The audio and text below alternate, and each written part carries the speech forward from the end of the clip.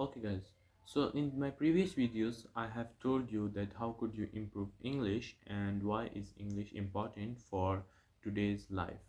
So right now in today's video I would be telling you that how could you learn and how could you practice, how could you even improve it more, and I will be teaching you some topics.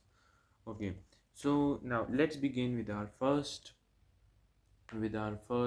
topic. So this is the topic would be active reading. Now first of all let me tell you what is active reading.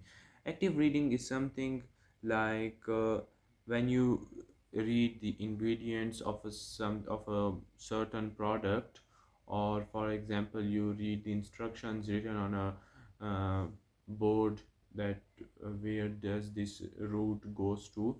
So this is known as active reading.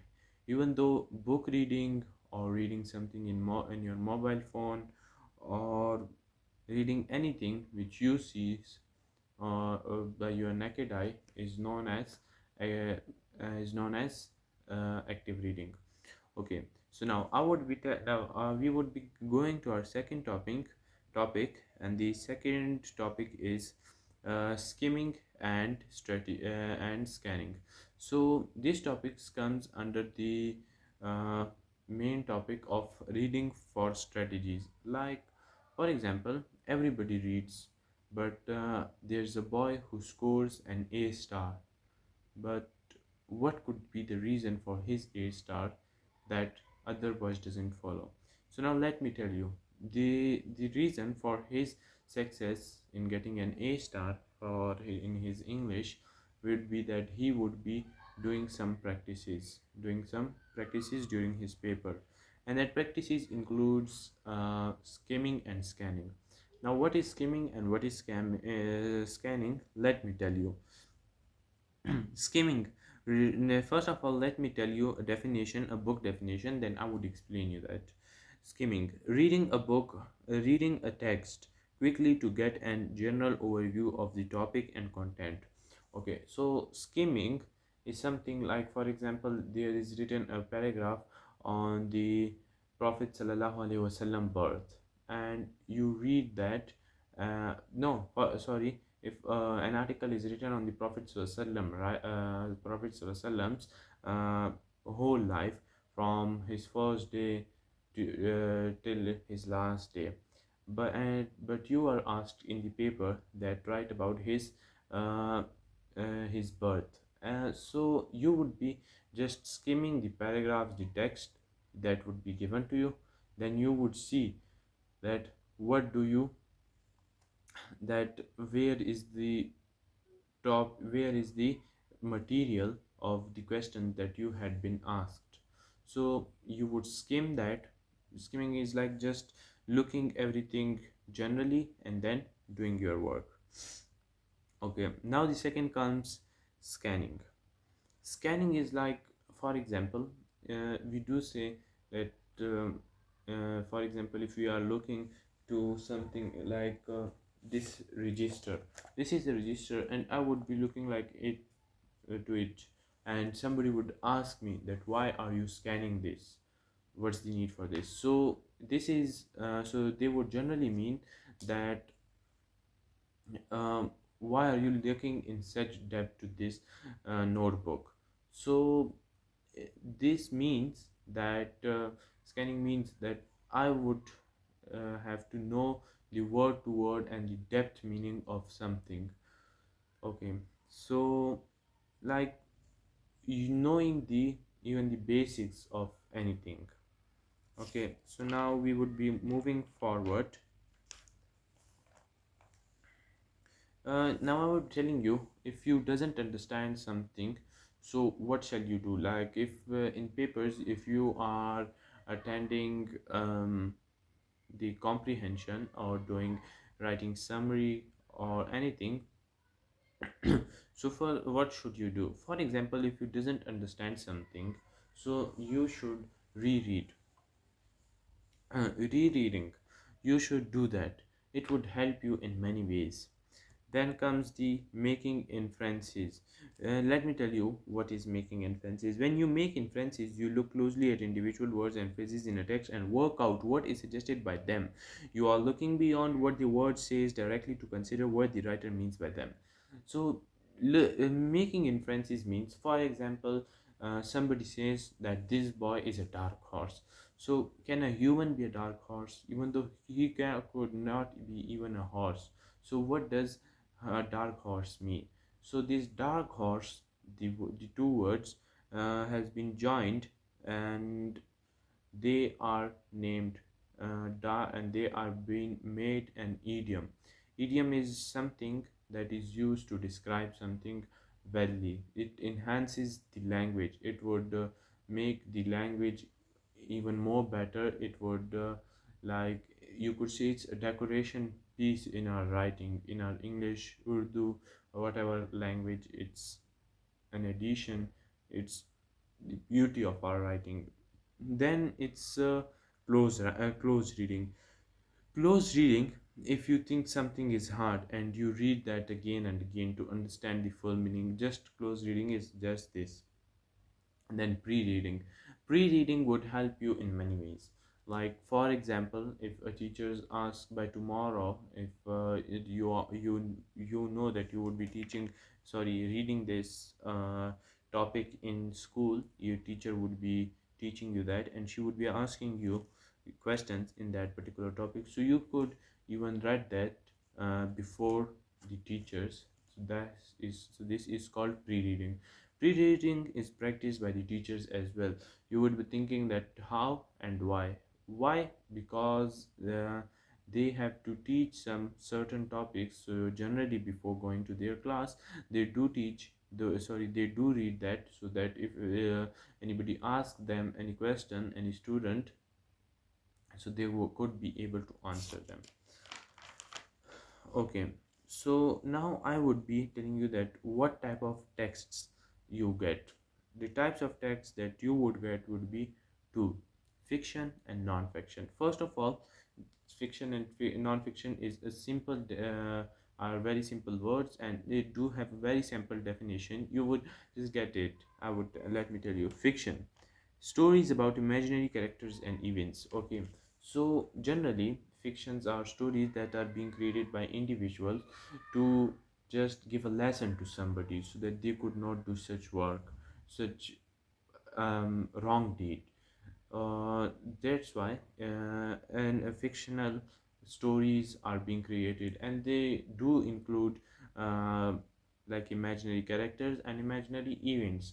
And generally people consider the person who write or read or just create such fictional stories, people do consider him a very talented and brave student, or any, if he is even though not a student. So creating such stories is good because it would give lessons to others as well. Now let's come towards non-fiction. Non-fiction, let me tell you that non-fiction, writing that is about real events and effects facts, sorry. So for example, non-fictions are the real stories that had been taken place in the past. So they are then being used by people to give information to others. Like for example, even the hadith or the sunnah of the Prophet ﷺ, these are non-fiction things, and they are being told us by our parents, by our teachers. These hadiths or these ayats, hadiths, sunnahs, so that we could learn something and just bring those things into our daily life practice so that we could improve ourselves. Okay, now moving forward, we would be studying how should we read comprehension, so that our uh, so that our um, so that our so that our so that attempting comprehension becomes easy for us. Now, first of all, there are two things that I should explain to you, so it would like help you too much in your uh, in your narrative. These are explicit meanings and implicit meanings. So now you would be thinking that what are these two things? So let me clear your doubts. Explicit meanings, ideas and details that a writer states directly. For example, as previously I told you about a dark horse, that's an idiom. Usually writers use that so it would bring like a variety of words into their writing and enhance their writing as well. They would decorate their writing. So but using set words is known as implicit meaning. For example, I say he is as brave as a no like for example, I would say he is a lion. How could it be a human lion? That's something, of course a human could never be a lion. Well, how could it be possible? So this is an implicit meaning sentence used by the writer to tell us the qualities of somebody to us, of some certain person, pupil, that is student, or to us. So usually writer they use this to enhance his writing and give beauty to his writing so that reader could enjoy his readings. Okay, so now explicit, that's like something, uh, I as I told you in implicit I told you he's a line, but in explicit if a writer want to give somebody like he want to give somebody a compliment, so he would directly say he is very brave. This is implicit, and they are usually very easy to say. Okay, then come the literal meaning. Literal meanings, let me tell you the definition. Describing something in a straightforward way using the original directed meaning of words is the same just like just like explicit meanings. Okay, so now let's come towards something else and just to some new topic, that is synonym. Synonym, we had been using it throughout our lives from the first class to our last stage of education. Synonym, a word or phrase with the same or similar meaning to another word or phrase. Like for you could even get it, but let me explain you that. For example, if one word is having a meaning and then I tell him another word, but and they also have the same meaning, but the spellings would be different of them. Like for example, scared and afraid. If you would see, the meaning of these both words are very similar. Both of them means to be afraid or scared, but the spellings of them are different. Now comes the nuances, a subtle difference or shade of meaning or expression. Okay, synonyms. When we are writing synonyms, so there is a little difference uh, between the two words, very little. Like it could be because of the sentence structure. There isn't like a major difference.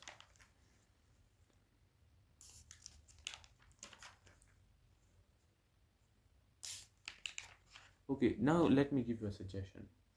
In your paper there would be always question with such words. It would start with such words: identify, give, explain, suggest. These different words have different meanings, and when the examiner use such words, he want you to answer. He wants the student to answer in different ways. Like for example, he says explain or describe, so in explanation you have to say that why have certain event taken place, why is certain thing over here. If he says that describe, so you have tell her give a description of the place of or something book or something article like this. So if you are attempting your paper, you must shall focus on these words. It will always help you. Thank you.